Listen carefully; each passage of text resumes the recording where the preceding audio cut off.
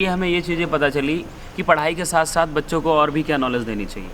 बच्चों को थोड़ा सा मोटिवेशन भी देना चाहिए, लाइफ का विज़न भी बताना चाहिए और बहुत सारी चीज़ें ऐसी बतानी चाहिए जो उनको लाइफ में अप्लाई करके वो लोग आगे बढ़ें। और एक बहुत ही अच्छी चीज़ आप कर रहे हैं, एक अवेयरनेस फैला रहे हैं लोगों में और उन बच्चों को आगे बढ़ा रहे हैं जो एजुकेशनली पीछे रह जाते हैं। पैसों से एजुकेशन नहीं मिल पाती उन लोगों को, तो वो भी डिज़र्व करते हैं, ऐसा नहीं कि डिज़र्व नहीं करते। तो आप जो एनजीओ आपकी चल रही है, जैसा आप उन बच्चों को मदद कर रहे हैं, it was commendable. Even just keep it up, good thing. और हम लोग भी अपने बच्चों को मोटिवेशन के लिए आपको दोबारा ज़रूर बुलाना चाहेंगे। बहुत ही अच्छा लगा आप लोगों से मिलकर और एक अलग ही एनर्जी मिली हमें भी और हमारे बच्चों को। और सर मैं थोड़ा शुरुआत से कुछ चीज़ें कवर करना चाहूँगा। जी। जैसे मैं आप तीनों से कुछ चीज़ें जानना चाहूँगा बिल्कुल शॉर्ट में कि आपके साथ प्राइमरी एजुकेशन, जैसे sir primary education sir primary education मेरी कुछ ठीक ठाक रही।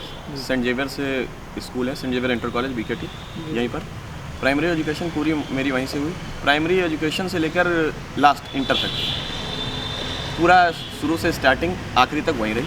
अच्छा। उसके बाद कुछ ज़्यादा खास नहीं सोचा था हमने कि ये करना है, क्योंकि हम सीधी बात सर इधर का एरिया, बेसिकली हम लोग गांव से बिलोंग करते थे। एरिया इतना था कि तीन ही चीज़ें जानते थे, सीधी बात, बीए, बीएससी और बीकॉम। और बहुत ज़्यादा एक जानते थे कि प्राइवेट कॉलेज से बीटेक होता है। तो इतना कुछ होने के बाद दिमाग में चल रहा था इंटर के बाद क्या किया जाए, बीए किया जाए, बीएससी किया जाए। तो सर्टेन आइडिया आया कि एलयू से चलिए बीएससी की जाए। तो एलयू से बीएससी का फॉर्म डाला, बाई लक किसी कारणवश वहाँ नहीं हुआ। तो मुझे एलयू के बाद एक दूसरा कॉलेज दिख रहा था, नेशनल पीजी कॉलेज।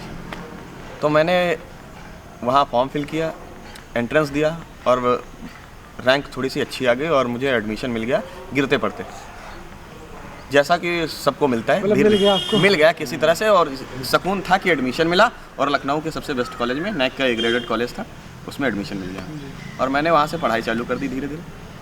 तो जैसे ही गया तो क्लास में 360 बच्चे की स्ट्रेंथ और मैं किनारे, हिंदी मीडियम का बच्चा सबसे किनारे बैठा। मेरे दिमाग में एक बात चल रही थी कि इस लास्ट से सीट से उठ के आगे वाली सीट तक कैसे जाना, क्योंकि जो हमारे साथ बच्चे थे उनके दिमाग में एक बात चलती थी, वो सीमेस से पढ़ के आए थे, एलपीएस से पढ़ के आए थे। वो जानते नहीं थे मैं कहाँ से आ रहा हूँ, कहाँ से बिलोंग कर रहा हूँ। उनका मकसद एक था कि इसको पीछे कैसे ढकेलते जाना, सेकंड सीट से लास्ट पे कैसे पहुंचाना है। और हमने भी सोच लिया था लास्ट से ऊपर पहले कैसे आना। तो हमने भी कहा कि भाई बैठे रहिए।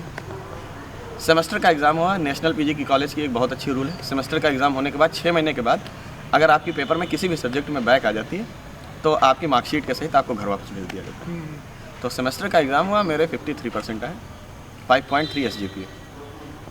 तो राहत ये थी कि 350 बच्चों में से 116 बच्चे जो पास हुए उसमें मैं था।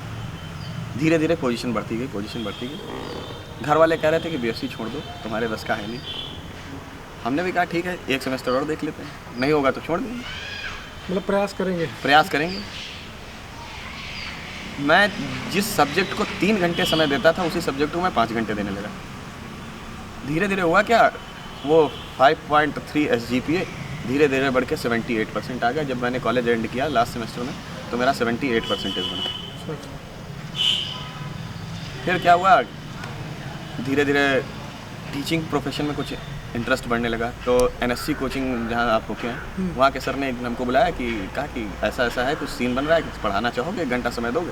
मैंने कहा बिल्कुल सर, इस फील्ड में इंटरेस्ट भी है और मेरी पढ़ाई भी नहीं रुकेगी। और थोड़ी सबसे बड़ी बात होती है ना कि इंटर के बाद लड़का निकलता है तो ये सोचता है कि घर वालों से खर्चा कैसे कम किया जाए। तो वो खर्चा कम करने के लिए हम भी प्रयास में थे। सर ने बुलाया, हमको भी पैसा मिल रहा था, हम भी पढ़ा रहे थे। पहले तो इसीलिए किया था काम कि पैसा मिलेगा, धीरे धीरे सीखेंगे, कुछ दूसरों को सिखाएंगे, जो हमने गलतियाँ की वो दूसरों को नहीं करने देंगे। फिर टीचिंग लाइन में धीरे धीरे बढ़ते गए। फिर एक दूसरी कोचिंग थी श्री अभिषेक द्विवेदी सर की MTS में, उनकी कोचिंग हम दोनों साथ लोगों ने इस्टेब्लिश की।